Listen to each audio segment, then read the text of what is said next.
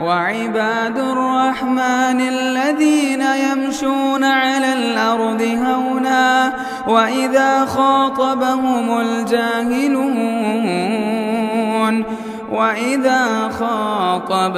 الجاهلون قالوا سلاما۔ السلام علیکم ورحمۃ اللہ وبرکاتہ۔ الحمدللہ رب العالمین والصلاة والسلام علی سید الانبیاء والمرسلین، اما بعد۔ اللہم صلی علی محمد وعلی آل محمد کما صلیت علی ابراہیم وعلی آل ابراہیم انک حمید مجید۔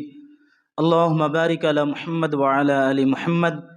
کما بارکت علی ابراہیم وعلی آل ابراہیم انک حمید مجید۔ محترم سامعین کرام، ہم لوگ سن رہے تھے سیرت النبی صلی اللہ علیہ وسلم پر صلح حدیبیہ کے سلسلے میں، اور ہم نے آپ کے سامنے صلح حدیبیہ کے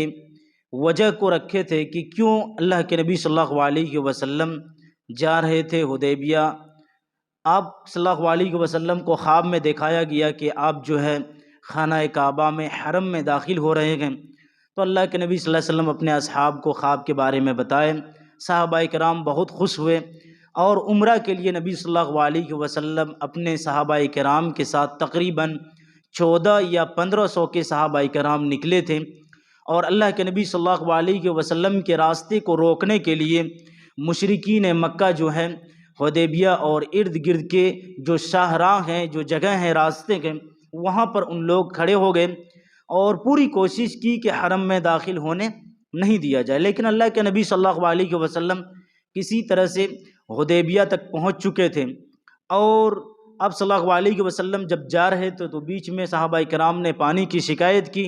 پھر اللہ کے نبی صلی اللہ علیہ وسلم نے تیر وہاں پر گاڑنے کا حکم دیا، اور اس کے بعد صحابہ کرام وہاں سے اس چشمے سے پانی پیے اور آسودہ ہو گئے اور سب کے پیٹ بھر گئے۔ اس کے بعد اللہ کے نبی صلی اللہ علیہ وسلم کے پاس ایک شخص آتا ہے بنو خزاعہ میں سے، اور وہ کہتا ہے اللہ کے نبی صلی اللہ علیہ وسلم، اور یہ شخص نبی صلی اللہ علیہ وسلم کے خیرخواہ بھی تھے۔ وہ آتا ہے اور نبی صلی اللہ علیہ وسلم سے کہتا ہے کہ اللہ کے رسول، ہمارے اور آپ کے لیے، یعنی آپ کے راستے کو روکنے کے لیے بنو کعب جو ہیں وہاں پر کھڑے ہیں، کعب بن لوئی کے لوگ جو ہیں حدیبیہ کے پاس کھڑے ہیں، اور وہ لوگ چاہتے ہیں کہ آپ سے لڑائی کریں، اور ان کے ساتھ خواتین اور بچے بھی ہیں۔ تو نبی صلی اللہ علیہ وسلم نے کہا تو ہم تو لڑائی کے ارادے سے تو نکلے نہیں ہیں، عمرہ کے ارادے سے نکلے ہیں۔ کہا کہ ویسے بھی قریش کے لوگ جو ہیں لڑائی سے تھک چکا ہے، اور اگر وہ لوگ لڑائی کرنا چاہتا ہے تو کوئی ایک مدت طے کر لیں، اور جب اللہ رب العالمین مجھے فتح اور غلبہ اللہ رب العالمین عطا کریں گے تو اس کے بعد اگر چاہیں گے تو میرے ساتھ داخل ہو جائیں گے،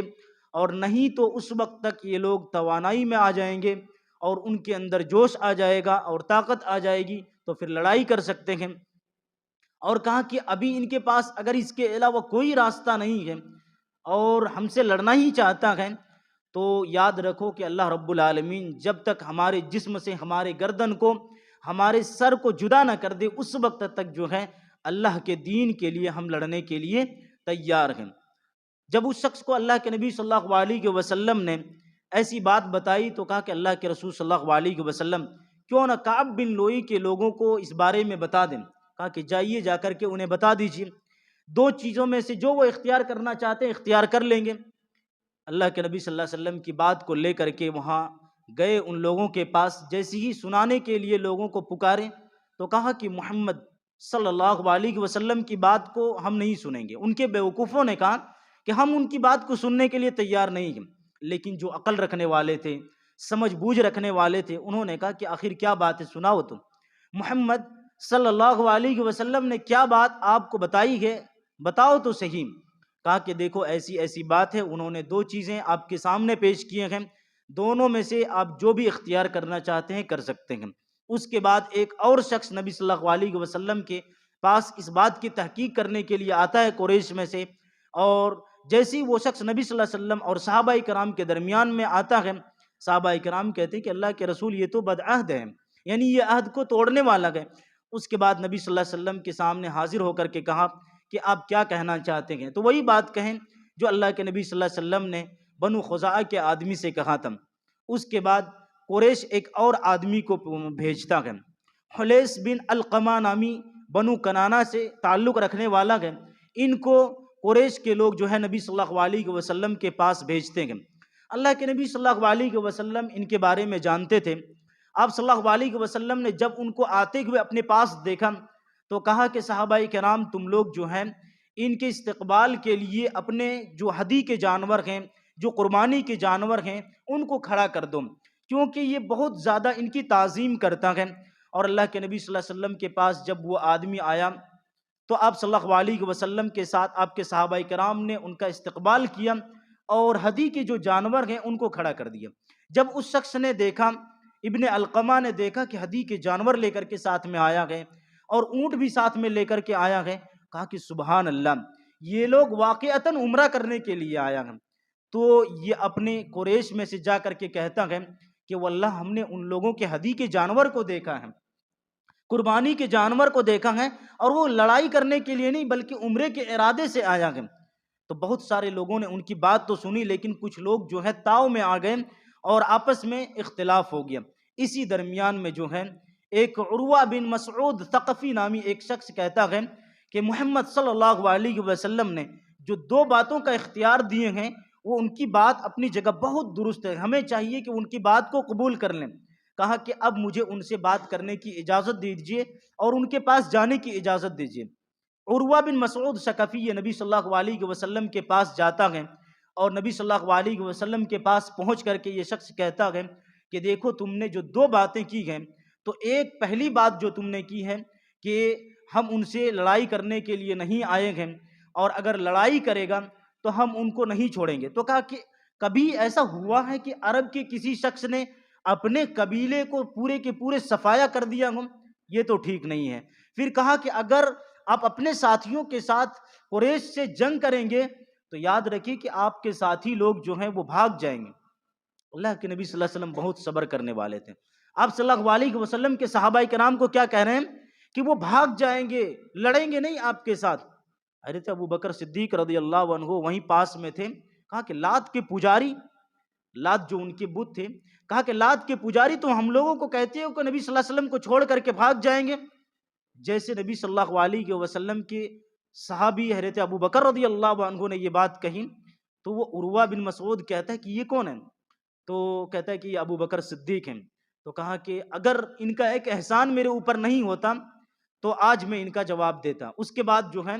عروہ نامی جو شخص ہے وہ نبی صلی اللہ علیہ وسلم سے برابر گفتگو کرتا ہے، اور اس درمیان میں جو ہے وہ نبی صلی اللہ علیہ وسلم کی جو ہے داڑھی کو اس طرح سے پکڑ لیتا ہے۔ وہیں پر اللہ کے نبی صلی اللہ علیہ وسلم کے ایک صحابی مغیرہ بن شعبہ بھی تھے، اور ان کے ہاتھ میں تلوار، اور اسی طرح سے وہ اپنے سر پر خود بھی پہنے ہوئے تھے۔ اللہ کے نبی صلی اللہ علیہ وسلم کے بار بار اس طرح سے داڑھی پکڑنا ان کو پسند نہیں آیا، اور جیسے ہی وہ نبی صلی اللہ علیہ وسلم کے داڑھی کے پاس عروہ اپنے ہاتھ کو لے کر کے جاتا، حضرت مغیرہ رضی اللہ عنہ ان کے ہاتھ کو وہاں سے بھگا دیتے۔ کہتا کہ یہ کون ہے؟ تو حضرت مغیرہ بن شعبہ کے بارے میں ان کو لوگوں نے بتایا کہ یہ مغیرہ بن شعبہ ہے۔ کہا کہ یہ مغیرہ بن شعبہ جو بدعہدی کر کے اسلام قبول کیا ہے، دراصل زمانہ جاہلیت میں ایسا ہوا تھا کہ اپنے ساتھیوں کے ساتھ یہ کہیں پر تھا، اور اسی درمیان میں اپنے ساتھیوں کو قتل کر کے ان کے مال کو مغیرہ بن شعبہ نے لے لیا تھا، اور اس کے بعد نبی صلی اللہ علیہ وسلم کے پاس آ کر کے جو ہے اسلام قبول کر لیا۔ تو اللہ کے نبی صلی اللہ علیہ وسلم نے یہ بھی وہاں پر بات صاف کر دیے تھے کہ تم جو اسلام قبول کر رہی ہے تو ٹھیک ہے، لیکن ہم اس بات کو ماننے کے لیے تیار نہیں کہ جو تم ان سے مال لیے ہو، اپنے ساتھیوں کو قتل کیے ہو، یہ ہم اس بات کے بارے میں کوئی گارنٹی نہیں لیتے ہیں۔ بہرحال یہ عروہ جو تھے، یہ مغیرہ جو تھے، یہ عروہ کے بھتیجے تھے، جس کی وجہ سے انہوں نے یہ بات کی۔ تو عروہ بن مسعود نامی جو شخص ہے وہ نبی صلی اللہ علیہ وسلم کو بار بار دیکھ رہے تھے اور آپ کے اصحاب کو دیکھ رہے تھے۔ وہ جب قریش کے پاس لوٹ کر کے آیا تو کہا کہ واللہ ان کے ساتھیوں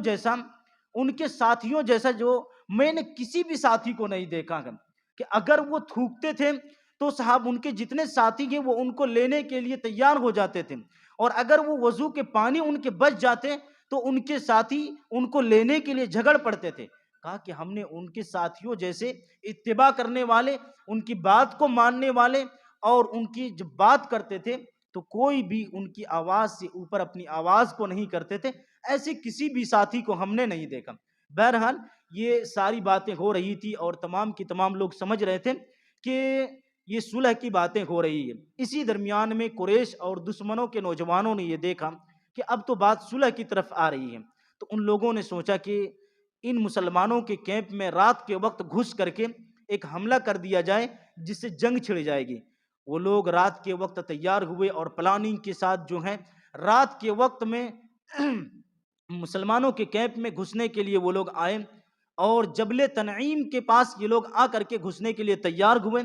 لیکن محمد بن مسلمہ نامی ایک شخص نے، ایک صحابی نے اور ان کے ساتھیوں نے مل کر کے یہ جو 70 اور 80 کے قریب نوجوان تھے مشرکین مکہ کا، ان لوگوں کو گرفتار کر لیا اور نبی صلی اللہ علیہ وسلم کے پاس لے آئے۔ لیکن اللہ کے نبی صلی اللہ علیہ وسلم چونکہ صلح کرنا چاہتے تھے، اس لیے ان تمام لوگوں کو اپنے پاس آنے کے بعد ان سب کو آزاد کر دیے۔ اس کے بعد صلح حدیبیہ میں حضرت عثمان غنی رضی اللہ عنہ کے تعلق سے ایک انوکھا واقعہ پیش آیا جو آپ کے سامنے کل انشاءاللہ پیش کریں گے۔ اللہ رب العالمین سے دعا ہے رب العالمین ہم تمام لوگوں کو صبر کرنے کی توفیق نصیب فرمائیں۔ اللہ تبارک و تعالی ہم تمام لوگوں کو نبی صلی اللہ علیہ وسلم کی سیرت پر چلنے کی توفیق نصیب فرمائیں۔ آمین وآخر دعوانا الحمد للہ رب العالمین۔